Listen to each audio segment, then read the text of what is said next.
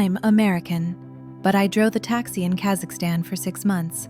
Here's how much I made. Hi, my name's Chris. I'm 29 years old, born and raised in Detroit, Michigan. And 3 years ago, I found myself in a place I couldn't have pointed out on a map before. Kostanay, Kazakhstan. Yeah, not exactly Cancun. Let me tell you how I ended up halfway across the world, dodging potholes, blasting Russian pop music, and driving random strangers around a city I could barely pronounce. And more importantly, how I ended up driving a taxi for 6 freaking months. Part 1. A one-way ticket and zero plan. In 2021, after the pandemic smacked the life out of everything, I hit a wall. I'd just quit my job at a soulless logistics company. My girlfriend had dumped me after a fight about socks, don't ask. And I was drowning in existential dread. You know, the good stuff. I needed an escape. So I did what any emotionally stable adult would do. I typed cheapest countries to live in into Google. Kazakhstan popped up. I'd heard of Borat, of course, but that was about it. A week later, I had a one-way ticket to Astana, now Nur-Sultan, then back to Astana.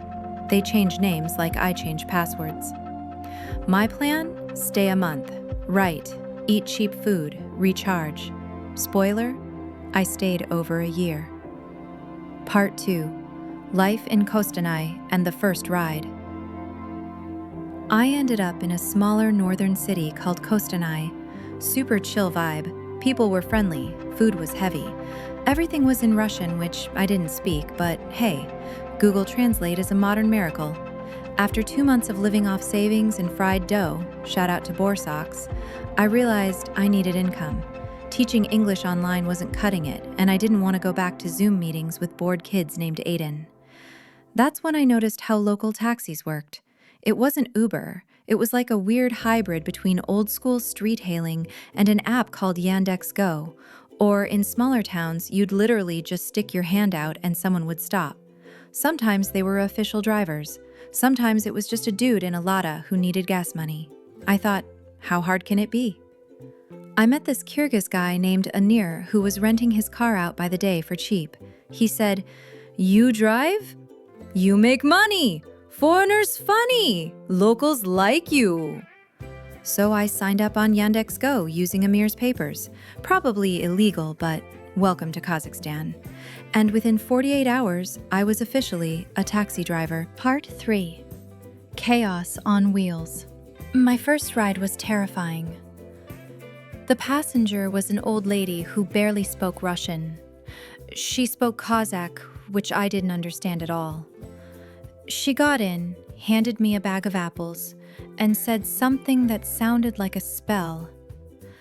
I nodded politely and just started driving in the direction she pointed. We ended up at a meat market.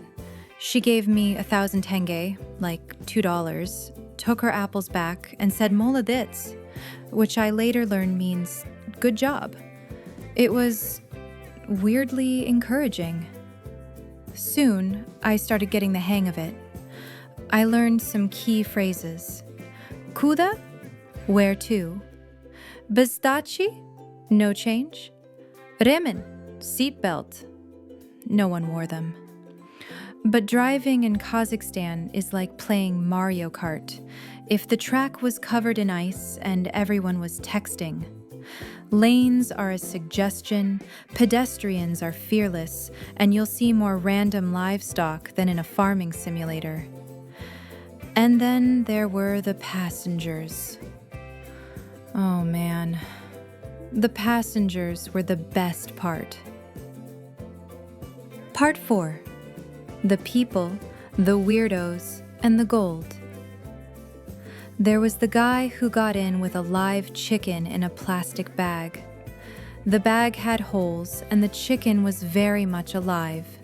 He said, "No problem, it quiet," and the bird clucked the entire ride. Then there was the woman who started crying halfway to her destination. I asked if she was okay. She said her boyfriend had just proposed to her sister. I offered her tissues and played her some Billie Eilish. We trauma bonded for 20 minutes. Once, I picked up a group of 5 guys, all drunk, all in suits, carrying what looked like a car battery and a speaker. They paid me 10,000 tenge, about $22, to drive them in a circle while they rapped in Kazakh. One of them threw up in a bag. I still don't know why they had the car battery. And one night, I'll never forget, I picked up a guy in a fur coat who handed me a 20,000 tenge note, about $45, and said, "Just drive." We ended up at a lake at 2 a.m. where he got out, stared at the water, yelled, "Lyubov ne seks," love is not sex, and then asked me to take him back. Kazakhstan, man, what a place. Part 5. The money breakdown. So, how much did I actually make? On average, daily, 10,000 to 15,000 tenge, $22 to $33, working 6 to 8 hours. Weekly, around 150 to 180 after gas and food. Monthly, between $600 to $800 depending on how much I worked.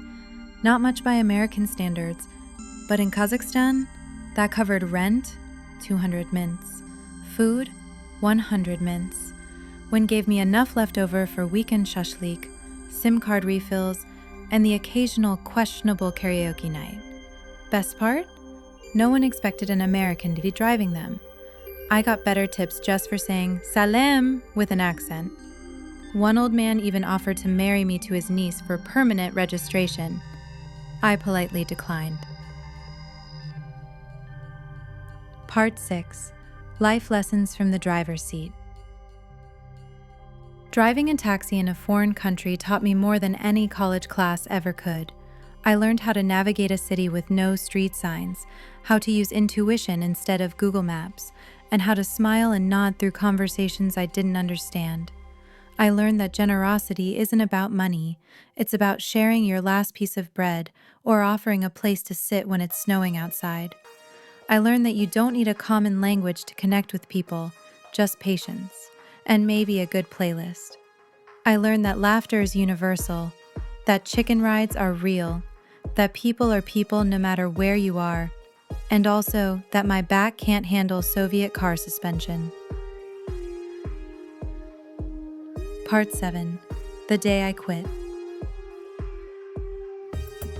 After 6 months, I had enough money to buy a plane ticket back home, plus some savings.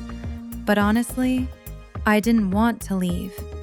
Kazakhstan had become weirdly comforting. The snow, the chaos, the daily dose of what the hell is happening. I knew the potholes by name. I had favorite drunk passengers. Still, the engine finally gave out on Amir's car, and I took it as a sign. On my last day, I picked up a regular passenger, a woman who worked at a bakery. She gave me a bag of fresh samsa and said, "You're not like other drivers." I laughed and said, "You mean because I don't yell at people or play techno at 8 a.m.? She smiled. "No, because you listen." That hit. I wasn't just driving a taxi, I was hearing stories. Part 8. Back in America. Back home, I went back to logistics. Office job, air conditioning, coffee from a machine. It felt fake. Sometimes, in traffic, I catch myself gripping the wheel like I'm about to dodge a pothole that isn't there. Sometimes I play Kazakh music just to remember. And every now and then, when I feel stuck again, I think back to that moment. A fur-coated man yelling "Love is not sex" into a frozen lake while I sit in a lada, wondering if I've officially lost my mind. And I smile. Because honestly, that was the most alive I've ever felt. TLDR, yes, I'm American. Yes, I drove a taxi in Kazakhstan for 6 months. No, I didn't die. Yes, I made about $700 a month. And yes, I'd absolutely do it again. Just maybe with a better seat cushion